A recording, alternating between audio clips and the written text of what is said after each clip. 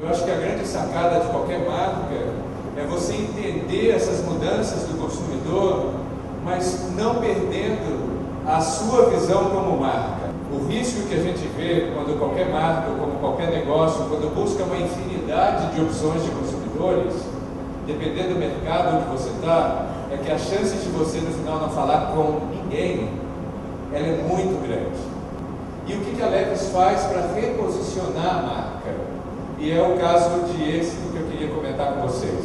A empresa em si, ela começa em 1853, com uma visão de um judeu da Bavária que migra de Nova York com 24 anos para São Francisco, durante a febre do ouro, e vê que havia um potencial de abrir um negócio em São Francisco. Mas o interessante de toda a história é que ele se associa com um alfaiate e patenteia o que a gente fala do rivet, que são essas estruturinhas de metal que a gente tem no jeans. Mas o mais interessante da visão do fundador da Levi's é que ele tinha muito claro quem na época era o consumidor dele, que eram os mineiros. Então ele começou um negócio pensando em fazer um produto que tivesse um uso para o consumidor. Então ele tinha essa claridade de um consumidor, um negócio montado ao redor do consumidor. Eu acho que parte do êxito da Levi's, quando começa a história do jeans, é entender que o mineiro precisava de um produto com certas características e ele faz uma calça num material resistente que tinha essa utilidade, essa finalidade para o consumidor.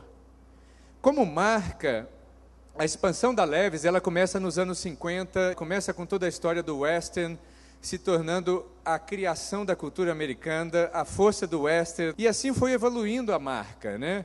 Então, o western dos anos 50, a gente vê nos anos 50 também, quando começa todo o movimento do cinema americano, toda a cultura jovem, que é o que faz, que foi a cultura que divulgou o jeans no mundo. A gente tem uma referência de James Dean. James Dean foi uma referência e todo mundo que era jovem vestia como James Dean. Tinha um comportamento como James Dean.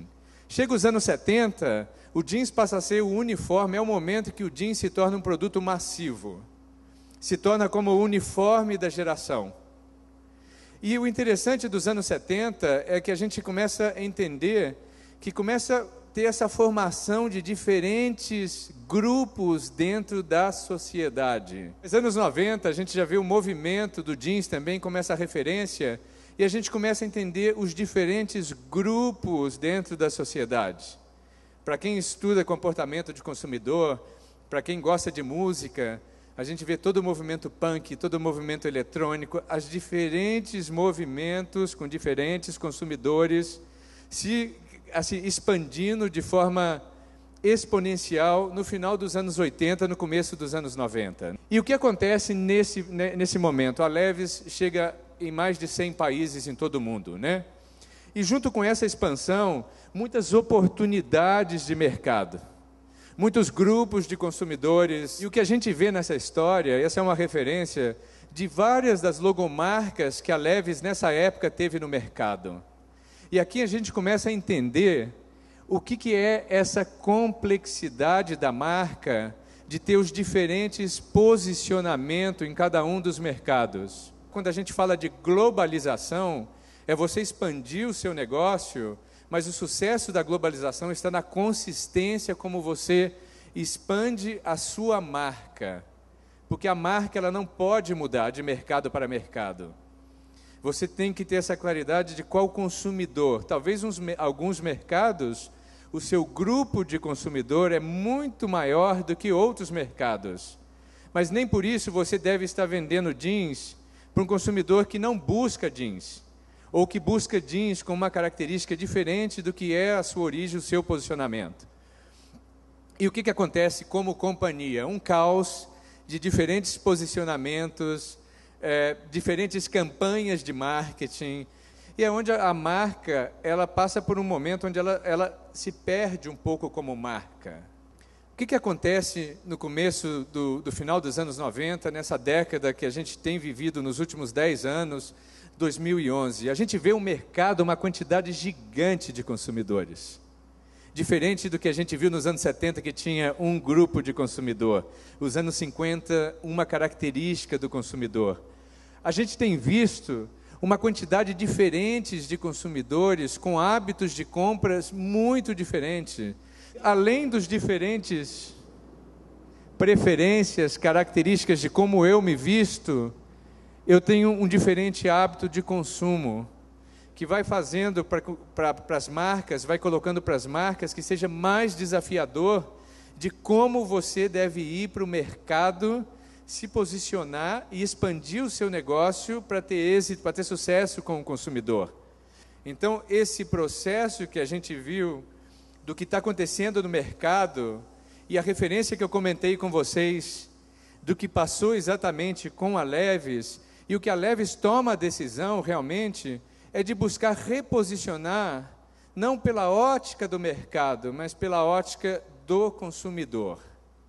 E essa talvez tenha sido a jornada mais interessante nesses últimos 3 anos que a empresa vem passando globalmente, que é realmente esse reposicionamento da marca, de você continuar com a sua presença global, que é essa globalização da marca, mas sempre com um posicionamento único.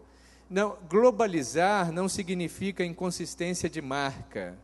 A Levi's, ela toma a decisão de criar 3 centros. Nós tínhamos 14 centros de desenvolvimento no mundo, muito em função geográfica, e ela toma a decisão de ter 3 grandes centros de desenvolvimento de produto. O principal é São Francisco, porque é onde está a origem da marca. E rompendo esse paradigma de que Estados Unidos é um mercado conservador. Que eu acho que essa é a grande história de você entender por que os Estados Unidos, porque aqui está a origem dessa marca. O posicionamento que é American Western, não? Que é American Authentic, que é a história de onde nasce o jeans. Ela muda um centro de desenvolvimento na Europa, em função da importância que tem como polo criador de tendência. Mas mais importante ainda é o que está acontecendo no Oriente. Ela monta um centro de desenvolvimento que ele está dividido entre Hong Kong e Japão, e quem está acompanhando o mercado dizem que nem é o Japão o maior mercado de desenvolvimento, que já é a Coreia, como o mercado de jeanswear. Então, o que você começa a entender, como você tem que estar, você vai posicionar, mas como uma marca global, com presença em 110 países, líder no segmento de jeans no mundo. Você tem que assegurar que você não perde a relevância para o consumidor. A Levi's volta no que é entender e perguntar quem somos nós como marca. Nós somos uma marca de jeans.